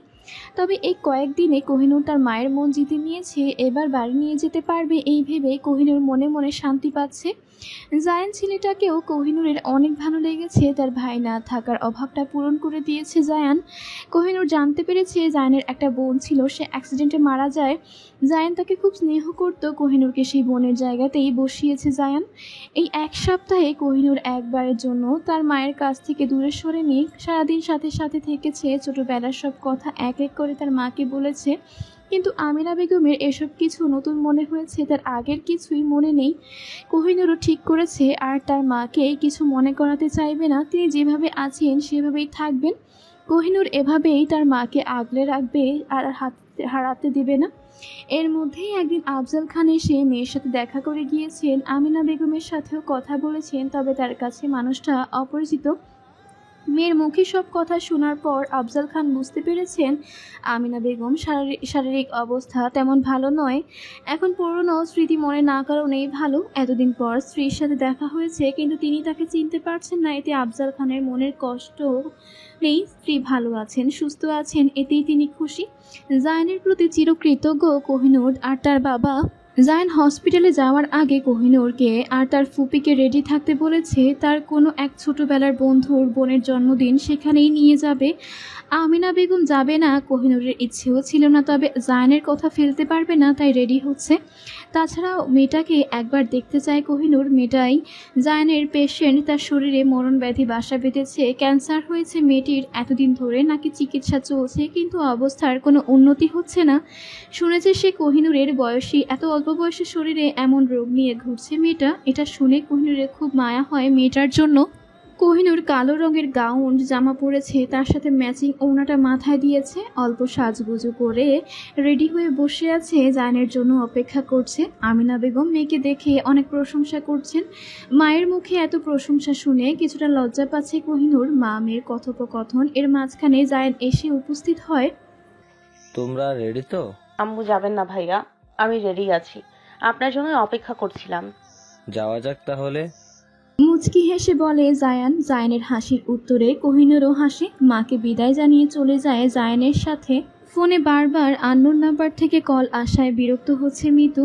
একটু আগেই কোহিনুরের সাথে কথা বলেছে, ভেবেছিল কোহিনুরই ফোন দিয়েছে, কিন্তু না, এটা আননোন নাম্বার। কয়েকবার বেজে গেছে, ধরেনি। এখনও ফোন দিয়ে যাচ্ছে। এই আননোন নাম্বারে ফোনের জ্বালায় সে অতিষ্ঠ প্রায়। এত সময় বিছানায় গড়াগড়ি করেছে, ঘুম আসেনি। এই মাত্রই চোখটা লেগেছিল। কোন সত্তর ফোন দিয়ে আরামের ঘুমটা হারাম করলো কে জানে। চোখে মুখে বিরক্তি নিয়েই কলটা রিসিভ করে কটমট করে বলে মিতু, কোন হতচ্ছাড়া রে, এই ভর দুপুরে ফোন দিয়ে আমার ঘুমের 13টা বাজিয়েছিস? ফোনের ওপাশে থাকা ব্যক্তি কিছু সময় চুপ থাকে। এই মেয়ে আস্ত জল্লাদ, এই বিষয়ে তার কোনো সন্দেহ নেই। এখন কথা বললে যদি আবার কিছু মনে করে, না বললে তো আবার গালাগালি করে বংশের উদ্ধার করে ছাড়বে। ভয়ে ভয়ে মিতুর কথার জবাব দেয় অয়ন, একদম গালাগাল করবে না, বলে দিলাম ফুতু। আর এই ভর দুপুরে ঘুমায় কে শুনি? ফোনের ওপাশ থেকে অয়নের কণ্ঠস্বর ভেসে আসতেই মিতু ফোনটা এনে চোখের সামনে ধরে। রসগোল্লার মতো গোল গোল চোখ বানিয়ে তাকায় নাম্বারের দিকে। এই নাম্বারের দিকে তাকালে কি নাম্বারের ব্যক্তির ছবি ভেসে উঠবে? কেন এভাবে তাকিয়ে আছে নাম্বারের দিকে? নিজের বোকামতে নিজেই লজ্জা পায় মিতু। কিন্তু অয়ন তার নাম্বার পেল কোথায়? ফোনটা তুলে আবার কানে ধরে মিতু। নিয়মিত ভালোবাসার গল্প শুনতে এবং পড়তে আমাদের অন্ধবিশ্বাস চ্যানেলটি সাবস্ক্রাইব করে পাশে থাকা বেল আইকনটি ক্লিক করুন। ধন্যবাদ সবাইকে।